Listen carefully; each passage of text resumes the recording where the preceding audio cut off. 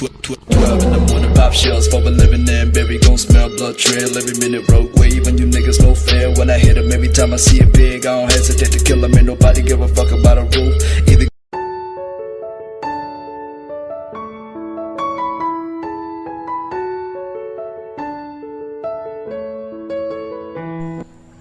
Assalamualaikum warahmatullahi wabarakatuh.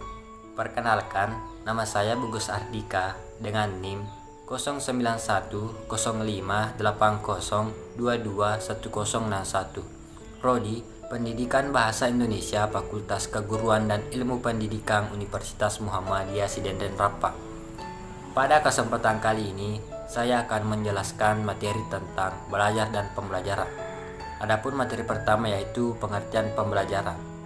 Pembelajaran secara sederhana dapat diartikan sebagai sebuah usaha mempengaruhi emosi, intelektual, dan spiritual seseorang agar mau belajar dengan kehendaknya sendiri. Melalui pembelajaran akan terjadi proses pengembangan moral, keagamaan, aktivitas, dan kreativitas peserta didik melalui berbagai interaksi dan pengalaman belajar. Adapun yang kedua, tujuan pembelajaran.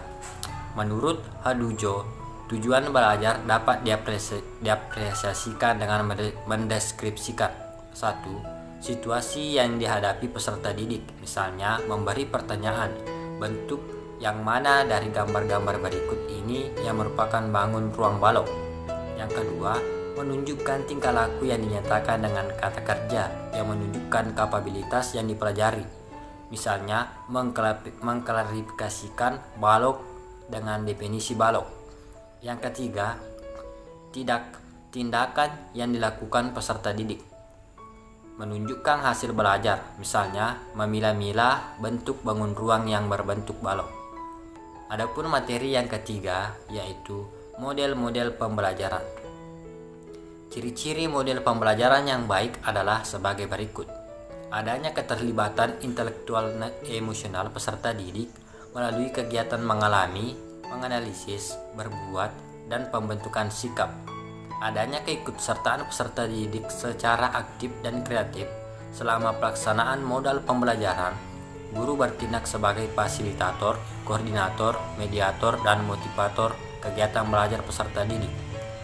Penggunaan berbagai metode, alat, dan media pembelajaran.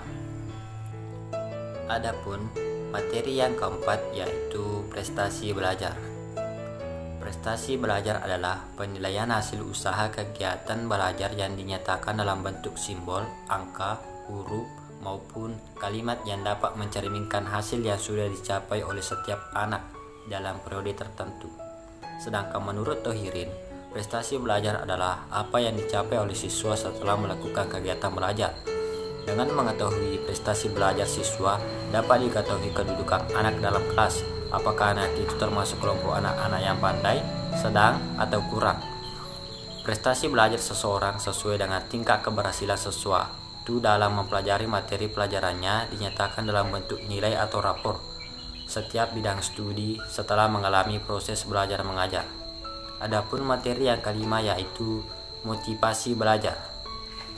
Motivasi belajar adalah keseluruhan daya penggerak yang ada dalam diri individu yang menimbulkan kegiatan belajar dan memberi arah kegiatan belajar siswa untuk mencapai tujuan yang dikehendaki oleh siswa yang bersangkutan sebagai subjek belajar. Adapun materi yang keenam yaitu teori-teori belajar. Berkaitan dengan belajar, ada beberapa teori yang dapat digunakan dalam pendidikan di sekolah, dan untuk memilih teori belajar mana yang terbaik tergantung dari tujuan pembelajaran itu sendiri. Teori tersebut antara lain: yang pertama, teori belajar dari psikologi behavioristik. Yang kedua, teori belajar dari psikologi kognitif. Yang ketiga, teori belajar sosial. Yang keempat, teori belajar dari psikologi humanistik. Adapun materi yang ketujuh yaitu tahap-tahap dan fase-fase dalam proses belajar. Dalam proses belajar, manusia melakukan beberapa tahapan. Karena itu dapat merubah suatu perilaku. Diperlukan usaha dan tahapan sedikit demi sedikit Sebab ini membutuhkan kemauan yang kuat, usaha yang besar, dan latihan yang lama.